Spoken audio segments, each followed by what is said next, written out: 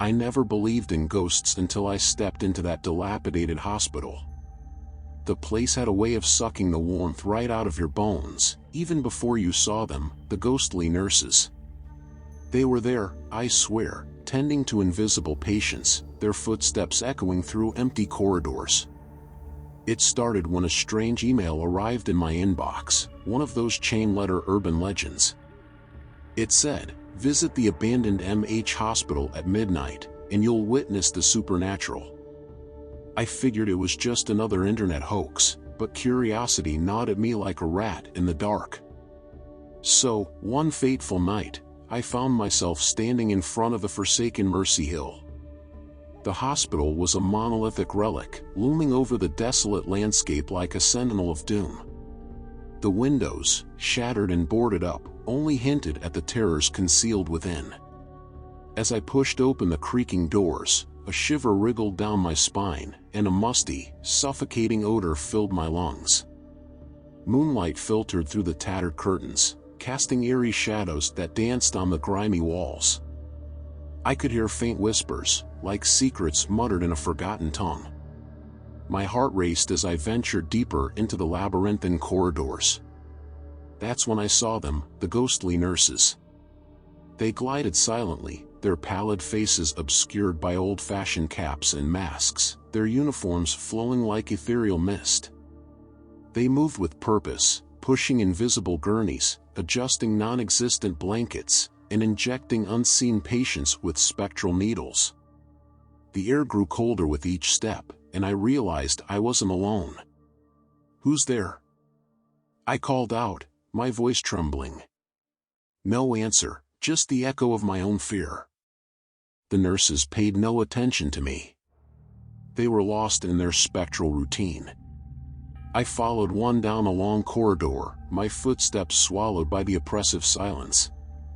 The flickering lights overhead cast eerie, shifting shadows, making it difficult to discern reality from illusion.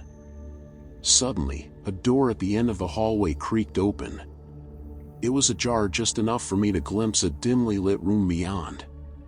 The nurse floated inside, and I, driven by an inexorable force, followed. Inside the room, an antique iron bed stood in the center, its sheets disheveled, as if someone had just left in haste. My breath caught in my throat as I saw a figure lying on the bed, or rather, the outline of a figure, as transparent as the nurse herself. The nurse bent over the invisible patient, whispering soothing words in a voice that sent icy needles down my spine. It was a lullaby of the damned, a haunting melody that made my heart pound like a drum. As I watched in dread, the nurse produced a syringe from her spectral apron and plunged it into the unseen patient's arm. The patient convulsed, a silent scream contorting their unseen face. The room seemed to vibrate with the agony of the invisible patient. I couldn't take it anymore. Panic surged through me like a tidal wave, and I stumbled backward, crashing into a tray of rusty instruments. The clatter was deafening, and the nurses turned their spectral gazes toward me. Their eyes, hollow and soulless, bore into mine. They knew I was there, and they did not approve. Panic consumed me as I fled from the room, their ghostly footsteps echoing ominously behind me. I raced through the hospital's endless corridors, my heart pounding, my breath ragged. I could feel their presence closing in, their whispers growing louder, more sinister. I knew I had to escape, to leave this accursed place, but the hospital seemed to twist and turn, trapping me in its nightmarish maze. Finally, I burst through the front doors, gasping for air as the cold night enveloped me. The hospital loomed behind, a dark monolith against the pale moonlight. I stumbled away, vowing never to return. But the horror didn't end there. Days turned into sleepless nights as I heard their ghostly footsteps in my dreams, their haunting lullabies echoing in my mind. I couldn't escape them, no matter how hard I tried. And then, one night, as I lay in bed, paralyzed by fear, I felt a cold, spectral hand rest on my shoulder. I turned, and there she was, the nurse from Mercy Hill, her hollow eyes fixed on mine. She leaned in, her invisible lips brushing against my ear, and whispered in a voice that chilled my very soul, "Welcome to our world." I screamed, but no one heard. The nurses had claimed me, and I was now part of their ghostly domain, destined to tend to invisible patients for all eternity. So, my dear followers, if you ever receive a mysterious email about an abandoned hospital, heed my warning and stay far away. Some horrors are better left unexplored, for once you step into the world of the supernatural, there may be no way back.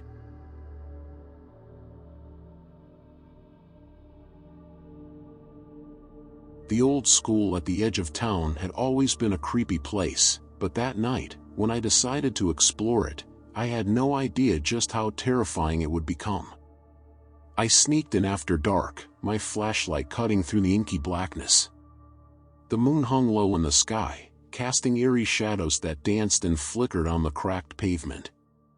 The air was heavy with silence, except for the soft crunch of leaves under my sneakers. The school itself was a nightmare come to life. Windows were shattered, and the once vibrant playground had become a graveyard of rusted swings and twisted slides. I pushed open the creaking front door and stepped inside, my heart pounding in my chest. As I ventured deeper into the school, the walls seemed to close in on me. The musty scent of old books and decay hung in the air. My flashlight beam revealed peeling paint and faded murals of happy children at play, a stark contrast to the school's current state. But it wasn't the decay that sent a shiver down my spine, it was the sound that reached my ears. Faint at first, like a distant memory, I heard children's laughter. Innocent, carefree laughter that seemed to echo through the empty halls. I followed the sound, my curiosity overpowering my fear. The laughter led me to a small, dimly lit classroom. My flashlight flickered as I entered, and I froze in my tracks. In the center of the room, a group of children sat in a circle.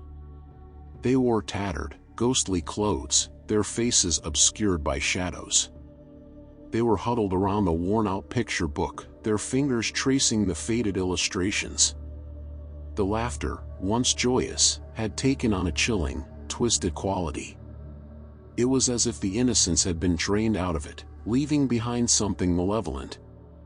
Their giggles turned into eerie cackles that sent shivers down my spine.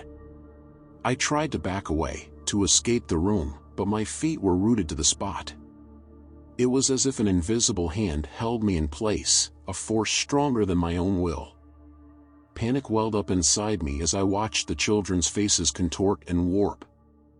Their eyes became hollow voids, and their mouths stretched impossibly wide.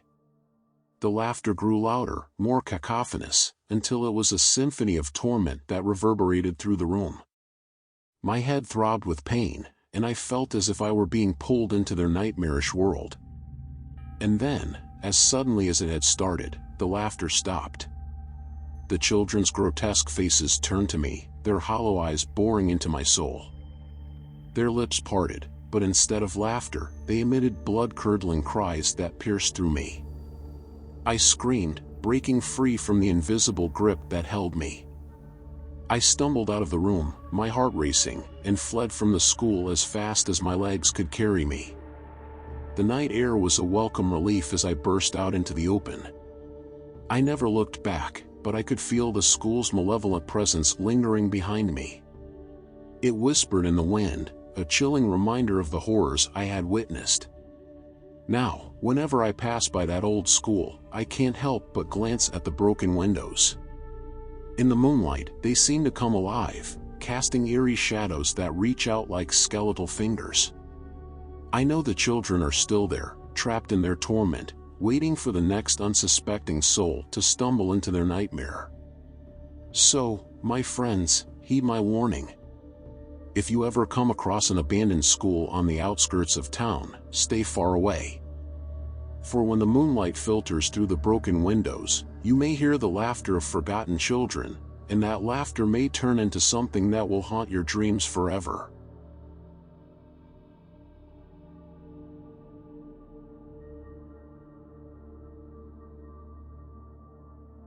The old factory on the outskirts of town had always been a place of mystery, but I never believed the stories about it being haunted. Until that night. I snuck in after dark, my footsteps echoing in the empty corridors. The place was a mess of rusted machines and forgotten dreams, a relic of a bygone era. The air was thick with the scent of oil and decay, and the only light came from the pale glow of the moon filtering through cracked windows. As I ventured deeper into the factory, an eerie feeling settled over me. It was as if the very walls were watching, waiting. I brushed it off as paranoia, but I couldn't ignore the soft hum of machinery in the distance. It shouldn't have been possible, this place had been abandoned for years. I followed the sound, my curiosity getting the better of me. The hum led me to a massive, dimly lit workshop. My flashlight revealed rows of ancient machines, gears and levers frozen in time. But that wasn't what made my blood run cold. In the center of the workshop, I saw them, ghostly figures, translucent and ethereal. They moved with purpose, operating the machines as if they were alive. The spectral workers, their faces twisted in sorrow, toiled in silence. I couldn't believe my eyes. I watched as they pulled levers, pushed buttons, and tended to the long-forgotten factory. It was a macabre ballet of the supernatural, a scene that defied all logic. And then, as if sensing my presence, one of the spectral workers turned towards me. Its eyes, hollow and empty, met mine, and a shiver ran down my spine. Without a word, it gestured for me to follow. I hesitated but couldn't resist the urge to know more. I trailed behind the ghostly figure as it led me deeper into the factory. The air grew colder, and the sense of unease intensified. We arrived at a small, dimly lit room hidden away in the labyrinthine corridors of the factory. Inside, I saw a collection of old photographs scattered across a dusty work table. The spectral worker pointed to them, its translucent finger trembling. I picked up one of the photographs and gasped. It was a group picture of the factory workers from decades ago. The same faces that now haunted the factory. Their eyes stared back at me, full of pain and longing. As I flipped through the photographs, I realized the truth. These workers had never found closure in life. They were bound to the factory, trapped in a never-ending cycle of labor. Their spirits couldn't rest until their unfinished work was complete. The spectral worker gestured to the machines, and it all became clear. They needed my help to finish what they had started all those years ago. With a heavy heart, I nodded in agreement.